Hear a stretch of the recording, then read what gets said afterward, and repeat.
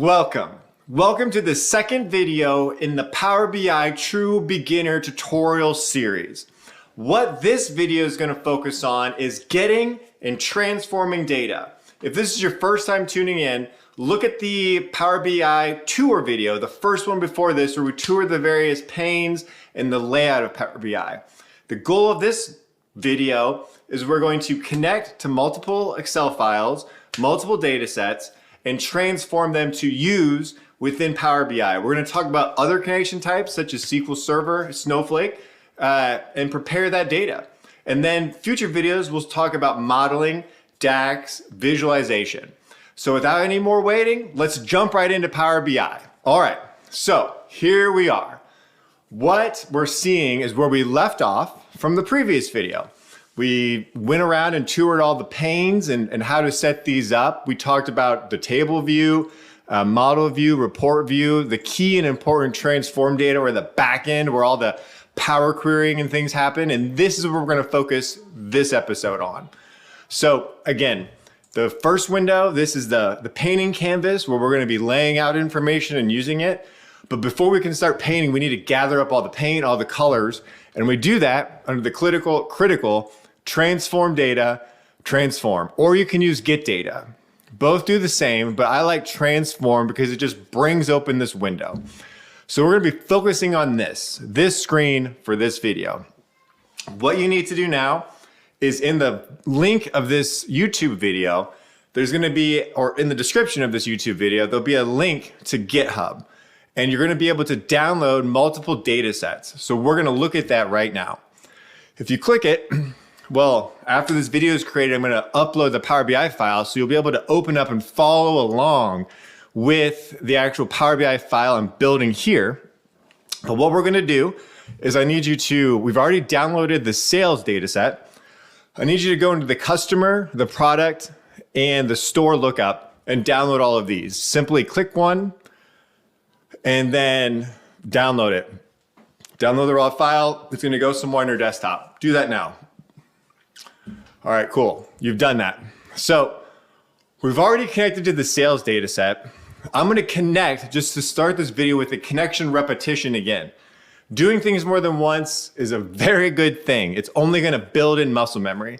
So we're gonna connect to data, then we're gonna transform it. And again, this is how to prep. And the goal of this tutorial is for beginners. You will watch this. I'm not gonna include anything beyond what's needed to make this application work. And then we'll be able to advance. Power BI is very complex. It can do a lot of things. So let's add the data. We're in this screen. Let's go to new source. Again, in the home tab, key concept, or the key tab is really this home tab. Then we're gonna have applied steps and things we'll talk about here in a second. So new source, what we're gonna start with is Excel. Again, if you are working at a company or have a SQL Server database, you can connect to those. That's very popular as well. In the connection, you can always go to more. This will show you everything that's available. So on strategy, items within the Power Platform are data sets, obviously databases, multiple file types, which we can talk about later on as well. But for this first one, very typical beginners have an Excel file or a SQL Server database.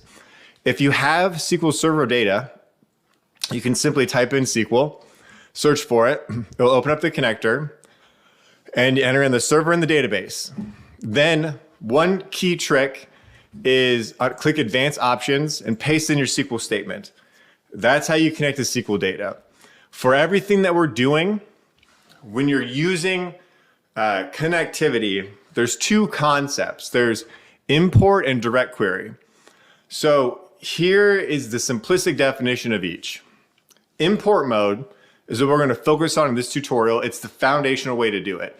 What that is if you have data over here in a file or in a database or anywhere, when you import it, it's literally going to take that data, make a copy of it, suck it all into this Power BI data model, and now it lives within this file in this data set.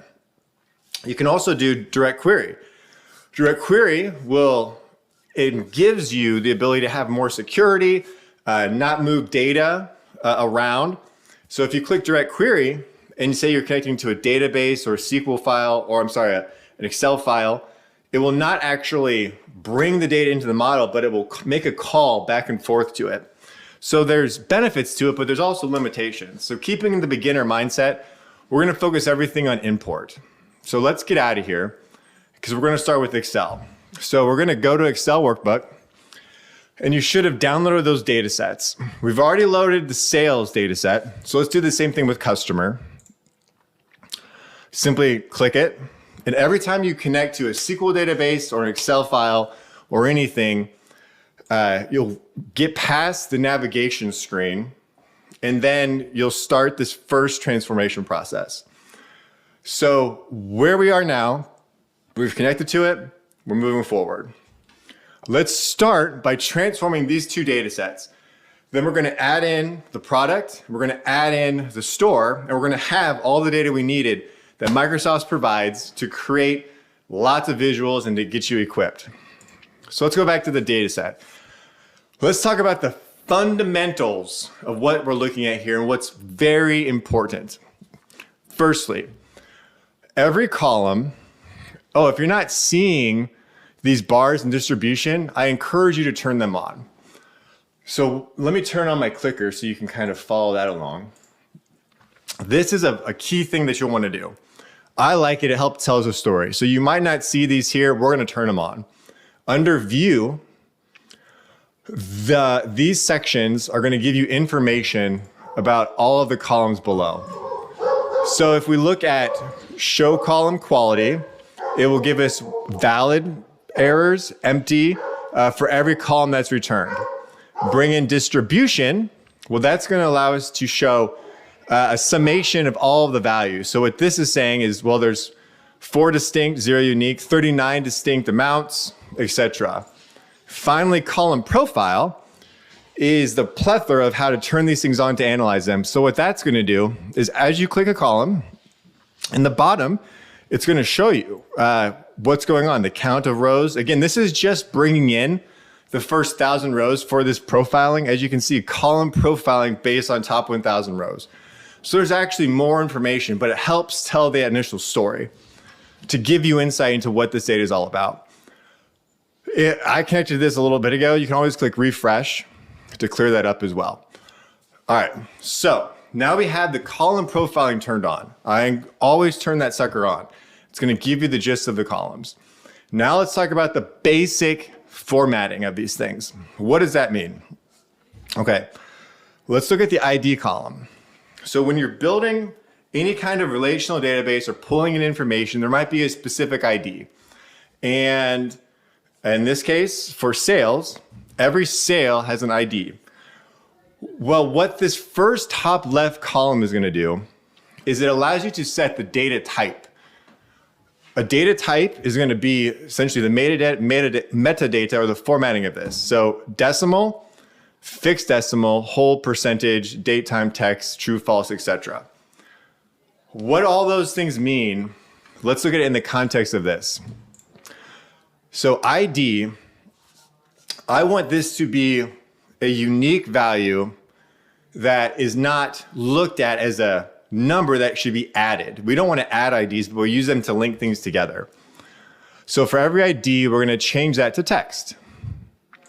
And what you'll see here now on the right-hand side is we just created a step called change type. So every time we make a change to anything in this data prep section, it's going to record the step on the right-hand side. So let's look at what this means. This is clutch because this is how you can go through and step by step see how are things processing, how do I add and modify what I've been creating. Anytime in the applied steps, on the right-hand side, some things will have a gear icon. If we click that, it will bring up what it's doing. So in this case, see Power BI Bro, sales data set. We're gonna connect to that. Next step, navigation. We said go to the sales tab, and that's just naturally there. But you'll see when you first connect, the columns in the data model aren't set up. So there's another step, promote headers. And this all happened automatically. But we can always control that information too. Use first row as headers. Again, that's a little bit beyond beginner, but I just want you to know that there's going to be lots of capability for you to use. Let's keep going through these steps. So now this was the default final step where it changed the type. Power BI makes its best decision on what it thinks every column is going to be. Doesn't mean it's right, doesn't mean it's correct. So what I'm going to do, I'm just going to remove their step. I don't care about their step. I don't want to see it. I want to use my own steps. So as you create a step, it will put things in the same bucket. What does that mean? Is if you click a step and you look up here, this is the logic where it's showing what's happening. So it's just changed the product ID to the type of text, and it changed the ID column to the type of text. Well, that's great. You don't have to worry about too much getting into that, but you'll see how it adds things. So let's keep going. We know the ID is going to be text. This date, we don't want it to be a general value of ABC or 1, 2, 3. You can see it can't even compute it. We need to convert dates to date. What this is going to do, it's going to allow it to be utilized in a way that dates are utilized in the system by min, max, calendar, hierarchies, the whole deal. Amount. So what is the amount? Well, that's a dollar amount. So let's set this to the fixed decimal number. Product ID, again, that's another unique ID. So we'll keep that as text. Status, text as well. Store ID, text. Unit. This is going to be a count, the number of units. So we wanted to set that to a whole number. We've got the data type set up. You'll do this every time for every data set you bring in. After you change the type of something, then you can change the name. So in this case, I don't want to just have ID. I'm going to call this sales ID. You'll see now there's another step called rename columns. If I click change type, it's going to show me all the columns I just changed the type of. Rename columns, I'm going to change this. So I'm going to change this as well to sales date, amount, sales amount, product ID, sales status. And again, there's no, there is a rule that Power BI actually suggests. It suggests that you use natural language for these sort of things. So you don't use abbreviated values. You don't do underscores. You rename it and present it as though you want the end user to see it. It handles spaces and everything just fine. So that's why we're not calling it abbreviated things or anything like that. Okay, we've done that. We know this is the sales data set. We want to rename this potentially just to sales. Keep things simple. There's our sales data. We've brought that in. Let's look at customer. Same process. I don't like how it's not capitalized, so we're going to capitalize this thing. For the ID, it's not a 1, 2, 3. It's a text file. I want to link it together. I want to replace the current step as well with what I think should be there. Gender and age, all text.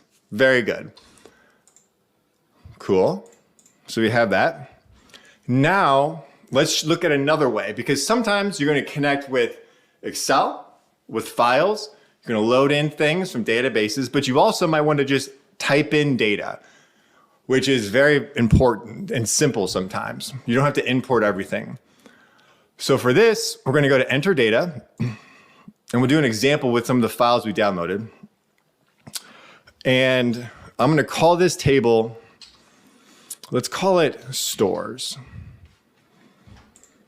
And what's going to be in here? Well, we downloaded some files. We downloaded a stores data set. So let's open that up.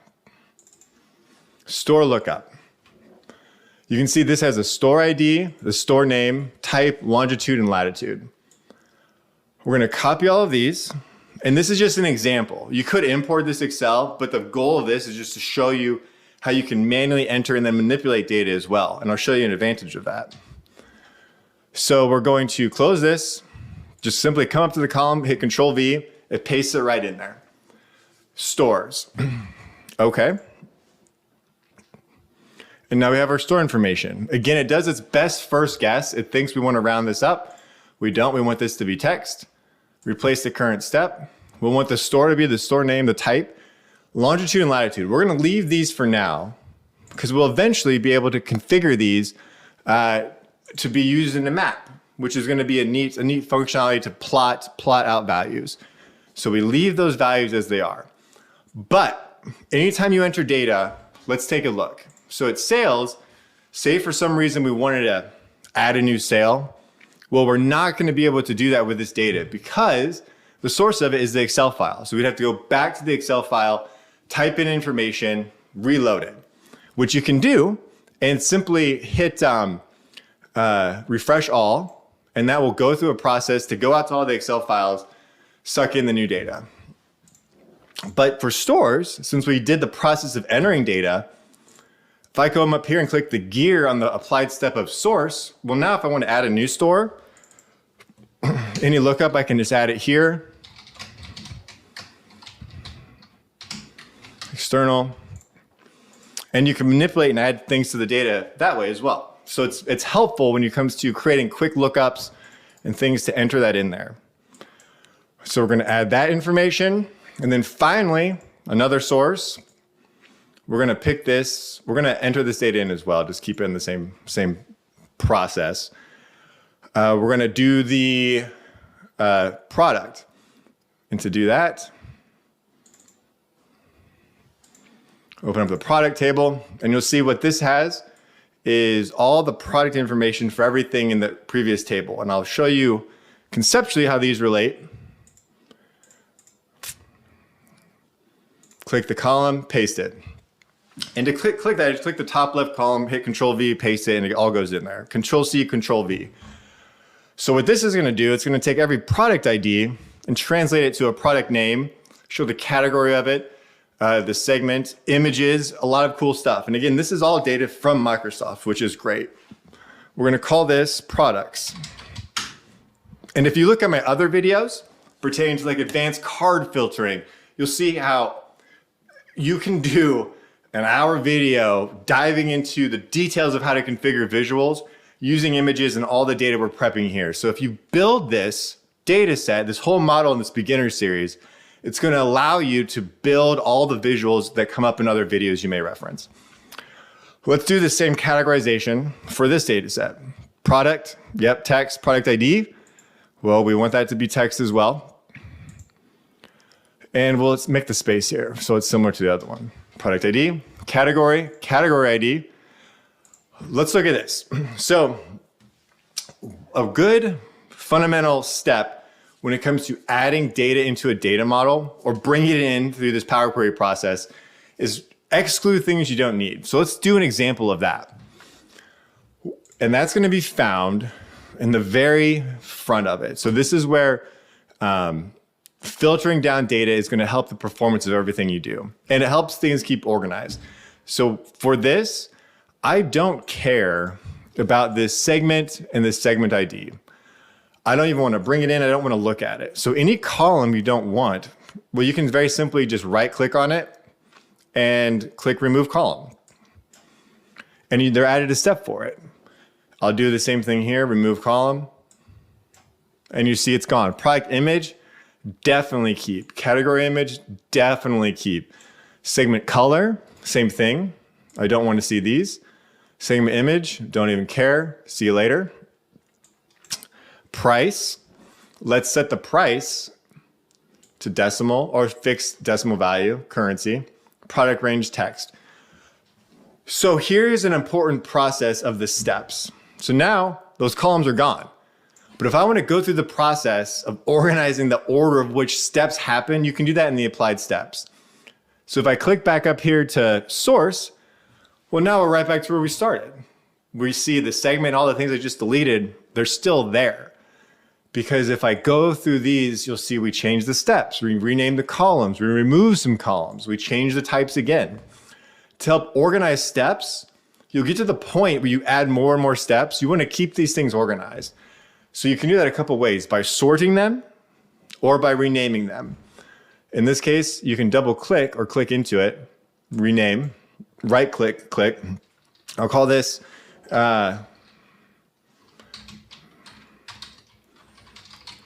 dollar value, whatever works for you, you can rename and organize these things. So that is a helpful process for how to bring this data in. What we've done now is brought in 4 key data sets, and we've ensured that they're set up the way we need them to be set up. And I just noticed this. So we didn't format the category ID as text. It's going to be an ID, it's going to link. We want that to be text as well. So we're going to go back to the change type step. I'll show you. So there's 2 ways you can do this. Anytime you're doing steps, if I just come up here and change it, because I just noticed it, well, you're going to see it's going to make another step within this called category ID, just change the type to text. You can also come back here and do the same thing earlier in the process, removing all these IDs. So what I mean by that is I'm just going to delete this step all the way. Keep the applied steps more simple. I'm going to come back to this step where I changed all the types, and let's just change all the types at the same time. So I'm going to click text, insert step. Yes, I want to update what's in there, replace current. Let's come all the way back to the right. Price, let's go back and set this to fixed decimal. Replace current. And look, now we're updated. The next step, it's going to rename columns. It's going to remove columns. We have a cleanup data set. So the final thing in this beginner tutorial, we've got the data. We've got data in there. It's formatted the way we need it to be formatted. We understand how to profile and look at it. The final thing which can be helpful in this stage is if you have familiarity with SQL, it's like a lookup. Like a join. A left join, a full join, an inner join, or a union. So maybe you have a process where you want to add information to tables, or you need to get information from tables. So as an example, sales. So this has the store ID. In the model itself, we're gonna use that to connect all these things, but I'm gonna show you as an example. So here's all the stores, and let's just say I wanna have the store name to make things a little bit more easier on the modeling side. I wanna add it earlier in the process. I wanna add it right here. This combine section is the other key thing for beginners. And again, there's tons of functionality, tons of things you can do, but this one's clutch. You want to merge queries is like joining. So what I'm gonna do is I know that this store has a store ID. I'm gonna put a space there just like the other ones as well. And I know that this sales has a store ID too. I want to just bring the value from one table over to this one. Merge queries, merge as new, or don't merge as new, just put them together where they are. A new would make a new query, new data set over here. We don't want that. So we have sales. We're going to go to stores, and I'm just going to very simply click this store where I want to have the store ID from here, match this value. You can see everything matches, and that's it. I want to join them in that method. Click OK. And now it's going to have this interesting view where it just says the word table. This is a little bit beyond beginner, but it's going to help you just see kind of how that process works. Within stores, I'm going to expand it, and it's going to say, what column do I want to bring back from that table that I just connected? Well, in this case, I want to bring back the store. I just want the store name. And I'm going to click OK. And there we go. Now this data set sales, I went and got the store name based on the store ID. I'm going to rename this column as store. That is, there you go. Beginner prep data, we're ready to go. A couple of other things that might be helpful for you is if we'll look at the managed column section. Say you bring in a file that has a lot of columns. Well, this is really helpful to choose columns, go to column. You can just start typing in a word and sales ID, and it will take you right to that column. If it's a big thing, some have 100 columns, you can't just scroll, that's no fun. As well as if you connect to a CSV file, you usually have to promote the first row as headers yourself, and that's that step that kind of happens here. So you can add that. But then as well is in this step, just so you know it's there, we're not going to get into it in this series, This is where you can even add custom columns, conditional columns.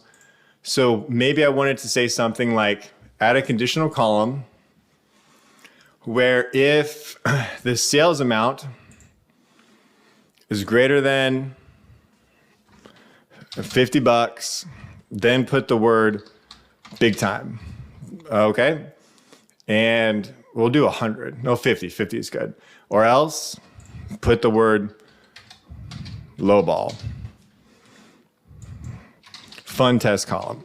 We're going to delete this later. But if you click OK, all right, the conditional statement was just created. This is saying if I want to look at the applied step, I can hit the gear. I can say this column name is fun test. If the value, so anywhere in the data set you want to manage things, if the sales amount is greater than or equal to 50, that's a big time sale, a low ball sale. Hit OK. Now you'll see this process looks at the value over here, puts the word big time if it's more than 70 bucks. That's an example so you can be equipped with how to add more stuff to this. You can also do this later on, but I want to show you how it can happen here. And a couple of other key tidbits on this is a duplicate column can be very helpful sometimes, where if you want to do additional transformation, so say you want to have this status for some other reason, duplicate column, simply duplicate it and you have the same thing over here. Then you can do additional formatting. We'll remove that. Also, this additional column we just created, fun test, I'll delete that. And I mean, there you go. Beginner style, you are set up. Again, there's lots you can do, but we've prepped the data set. We're ready to go. So save this file. Let's jump in the next video where we're going to talk about modeling. We're going to how to link up all these things together. What do those relationships look like? How do we use this then? So I'll see you in the next video. Talk to you soon.